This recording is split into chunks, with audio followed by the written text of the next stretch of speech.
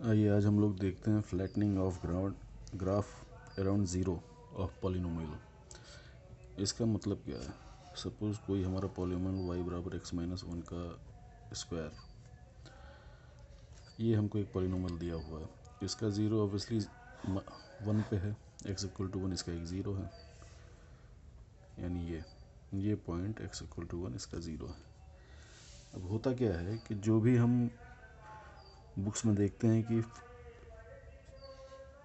अपने ज़ीरो के अराउंड इसका ग्राफ फ्लैट हो जाता है। वो फ्लैट एक रेंज में होता है और उस रेंज को हम लोग ऐसे समझ सकते हैं कि x माइनस वन जब तक वन और माइनस वन की रेंज में है तब तक वो ग्राफ फ्लैट रहेगा। इसको मैं आगे भी बताता हूँ। और अगर x माइनस वन और माइनस वन के बीच में है तो इसका मतलब हुआ x ज़ीरो और टू के बीच में है। इसी से डिड्यूस होता है। तो वन इधर जाके ऐड हो जाएगा दोनों तरफ, तो इससे ये ज़ीरो आ जाएगा और ये यहाँ टू आ जाएगा। अब इधर ग्राफ पे आइए, ये अगर वन है तो टू यहाँ कहीं होगा और ज़ीरो तो यहाँ है ही है। अब हो क्या रहा है कि जैसे ही आप x माइनस वन ले रहा हो तो इसके अराउंड माइनस वन से वन की रेंज में x की वैल्यू जब आती है तो x की वैल्यू ज़ीरो से टू के बीच रहेगी। ज़ीरो से टू, x में से ज़ीरो घटाएंगे तो वन आएगा, x में से टू घटाएंगे तो माइनस वन आएगा। वन में से माइनस वन से वन की रेंज काफ़ी क्रूशल होती है। क्यों?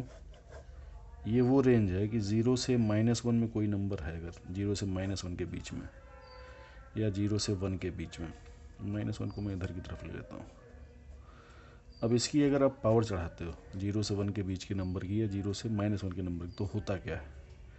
सपोज़ x माइनस वन आपका जो है 0.2 है। इसकी अगर x माइनस वन की पावर आप वन लोगे तो ये आ जाएगा 0.2।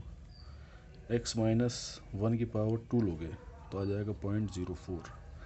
देखिए जैसे जैसे पावर बढ़ी, अभी एक और ले लेते हैं, x माइनस वन की पावर क्यूब ले लेते हैं तो अब ये आ जाएगा 0.008। जैसे जैसे x माइनस वन की पावर बढ़ रही है या डिग्री बढ़ रही है इस पॉलिनोमियल की, वन यहाँ ज़ीरो था, यहाँ वन हुआ, ये टू हुआ, ये थ्री हुआ, जैसे जैसे डिग्री बढ़ी वैसे वैसे क्या हुआ कि 0.2 की जो वैल्यू थी वो कम होती चली गई। यानी कि अगर ग्राफ हमारा कुछ ऐसे था और x माइनस वन के पास हम देख रहे थे तो जो चीज़ 0.2 थी वो उसी जगह ग्राफ के पावर बढ़ने पर 0.04 हो गई, ये वाली वैल्यू आ गई। और फिर और अगर उसकी वैल्यू बढ़ी 3 हो गई पावर, तो ये 0.008 हो गया, यानी और इसके पास नीचे आ गया अगर वन यहाँ पे है तो।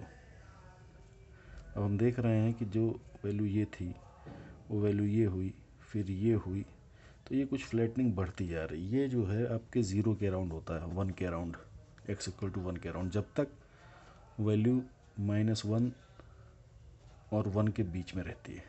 ये आपको निकालने का तरीका सिंपल ये है कि आपने अपना जो भी आपका रूट x माइनस टू है, मान लीजिए x माइनस टू को आप वन और माइनस वन के बीच में देख लीजिए कहाँ से कहाँ जाएगा। अब ये x जो है आपका वन से लेकर के थ्री के बीच में जाएगा।